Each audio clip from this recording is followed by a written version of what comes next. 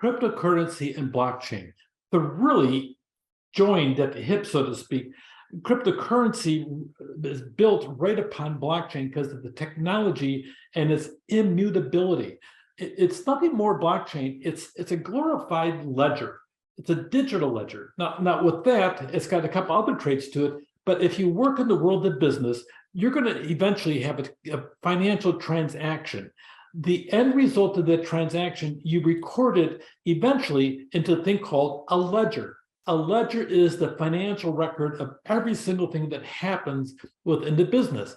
And if you're a publicly traded company, you have to have a CPA firm come through and approve it every single year because of the fact that you want to have it validated for other people to sit down and know that you're not cheating the shareholders. The same thing is exactly true with blockchain. You record something into the digital ledger, except this critter is not registered with a CPA firm. It has a distributed database. So in other words, there's a series of nodes. The nodes are computers across planet Earth, and they're scattered throughout the whole thing. You could even be one of the nodes out there. And when something is recorded, boom, they have a consensus among the nodes. And then once that consensus is achieved, that block is actually locked up, okay, and it's glued onto the existing blockchain in a series of transactions. That is really the core of the entire aspect of cryptocurrency, which is the blockchain and its immutability. It has a secure and decentralized record of transactions. You don't need to trust a giant computer located somewhere underneath the mountain someplace. You don't need to trust a computer located into some bank's area, and you got to pay a fee to make sure the computer monitors everything, and the bank ensures that nobody steals your money, but then you have to worry about the bank stealing your money. So there's no need for a trusted third party. The blockchain collects information in groups known as blocks. Okay, when a block is filled, it's closed and linked to the previous filled block, and it forms a chain that we call a blockchain. New information that follows is put into another block, and that's also added to the chain once that block is filled. So the data structure, it makes an irreversible timeline of data. When implemented into a decentralized nature, when the block's filled, it is set in stone. Well, not really, it's set in computer code, but stone sounds so much cooler than computer code. It is set in stone and becomes part of this timeline.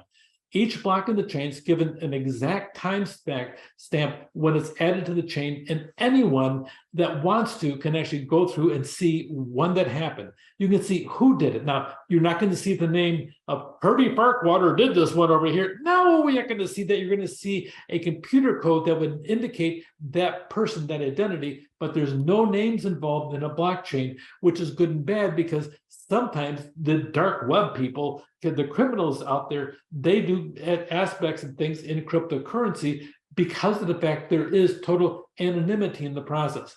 The different kinds of information are stored in blockchains. Most common is it's a ledger for transactions. The blockchain can be used for other things, and frankly, it will be used for other things in the next multiple decades coming up because of the technologies there. You can actually use it as an intermediary and eliminate massive amounts of money from every single transaction. So it's decentralized, no single person or group has control. Okay, decentralized blockchains, they're immutable, which means the data entered is irreversible. For Bitcoin, it means they're all coded and can't be reversed.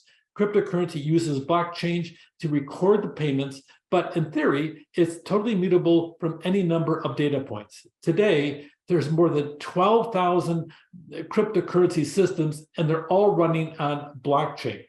Now, the reality is that blockchain has gone through some computer technology iterations, and we're seeing things happening. We're actually seeing the third generation of cryptocurrency happening, but for everything, cryptocurrency runs on blockchain. They're really one and the same. You can do all kinds of things with blockchain besides cryptocurrency. You can actually form transactions of almost any type. You can actually track votes in the election locked up. And that way would eliminate a lot of different controversies. You can have product inventories on it, and that way you can see exactly what happened, what the company has at the set point in time. You can use state identities, deeds to homes. You can do almost any type of transaction on blockchain, which makes it very, very reliable. and very specific, and frankly, something much more trustworthy than we have right now. For all its complexity, the potential as a decentralized force of record keeping, and the decentralized is a big thing, greater user privacy, heightened security, which would sure be nice in this world. Right now, if you look as to what the data says about cybercrime by the year 2024 will be so big, it will be the biggest single form of crime on planet Earth. It will eclipse all of the illegal drug trade by 2024. That's the pace. So heightened security is a good idea, lower processing fee, and fewer errors. But there's some disadvantages. Some companies already have built their own blockchains because of the great way it uses for record keeping within the company. Here's the pros. Improved accuracy because there's no humans involved. You got to make certain that the code is written correctly, though. Cost reductions because you're eliminating third-party verification. No banks, CPAs, or attorneys have to be involved. Decentralization makes it harder to tamper with. Transactions are secure, private, efficient. The technology is wide open, and it provides an alternative to banking. Now, here's the cons. A lot of technology costs with mining Bitcoin. Okay, there's lower transactions per second. We're talking about 7 transactions per second. You'll have thousands of transactions on a credit card per second. So it's not advanced enough to be at that speed, except for the fact it's much more thorough because it's a single party instead of multiple parties. It has illicit activities. It has the regulations vary from jurisdiction, and people are trying to control it, and there's data storage limitations. So blockchain, shared database, this stores information, stores data in blocks linked together. When data comes in, a new block is open, and once it's filled with data, it's chained to previous block. It's a fabulous tool, and blockchain and cryptocurrency intertwine forever. Take care.